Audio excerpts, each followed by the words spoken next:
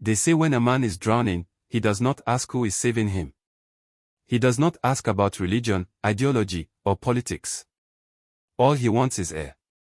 All he wants is to live. And today, Nigeria finds itself in deep waters, gasping for breath, as violence, terror, and fear tighten their grip on communities across the country. Now, a hand is reaching out, not from within Africa, not from our neighbors, but from the Middle East. And that hand belongs to Israel. When the headline first broke, many people dismissed it as rumor. Some called it propaganda. Others laughed it off as impossible. But then the confirmation came, loud and clear, from the Israeli ambassador to Nigeria, Michael Freeman. Israel is ready to support Nigeria in its fight against terrorism. Not with soldiers on our streets, but with something far more powerful, intelligence. This is not just another security promise. This is not another press statement meant to calm nerves. This announcement signals a major shift in how Nigeria's war against ISWAP and armed banditry is being fought. What was once seen as a local or regional crisis is now unfolding on a global chessboard. Earlier this week, Ambassador Freeman sat down for a televised interview and delivered words that instantly changed the conversation. Israel, he said, is prepared to work with Nigeria, not against it. That distinction matters.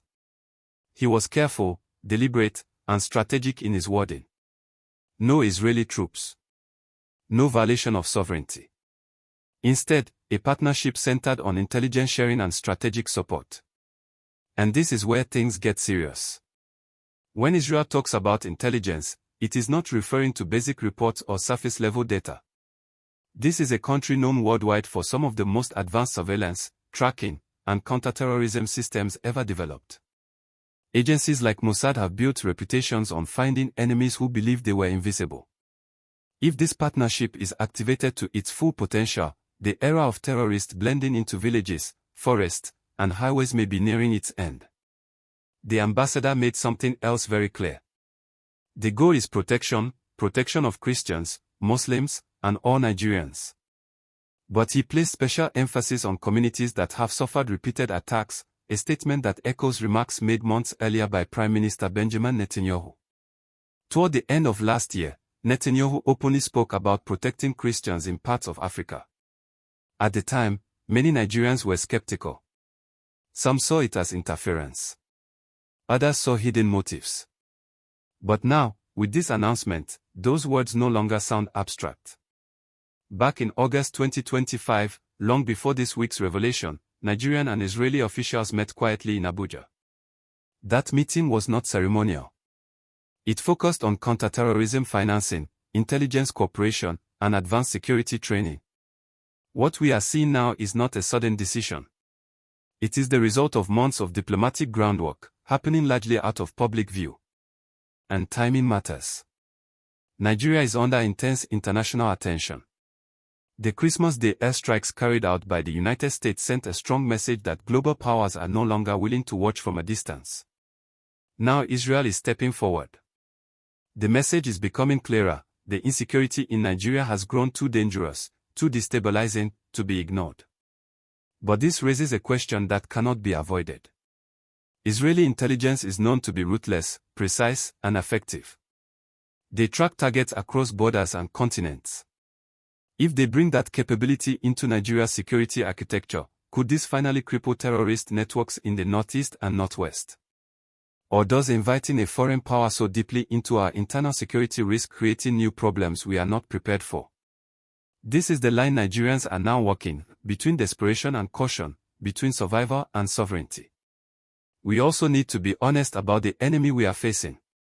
ISWAP and allied groups are no longer disorganized fighters hiding in the bush. They use drones. They possess heavy weapons. They have funding, logistics, and intelligence of their own. Courage alone cannot defeat such an enemy. Boots on the ground without information become targets. What wins modern wars is data, knowing where the enemy is, where they are moving, and what they plan to do next. This is the gap the Israeli partnership is meant to fill. Nigeria's National Counter-Terrorism Center has already outlined a strategic plan running from 2025 to 2030. Intelligence-driven warfare sits at the heart of that plan. President Tinubu has declared a nationwide security emergency, signaling that traditional methods are no longer enough. By aligning with Israel on intelligence and the United States on air power, the strategy is becoming clear: technology over numbers, precision over guesswork. See the enemy before he sees you. Strike before he strikes you.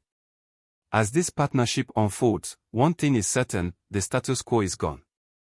The terrorists who once believed they were untouchable are now facing a coalition that includes some of the most technologically advanced military powers in the world.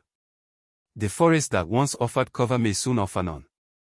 The highways that became hunting grounds may finally see relief.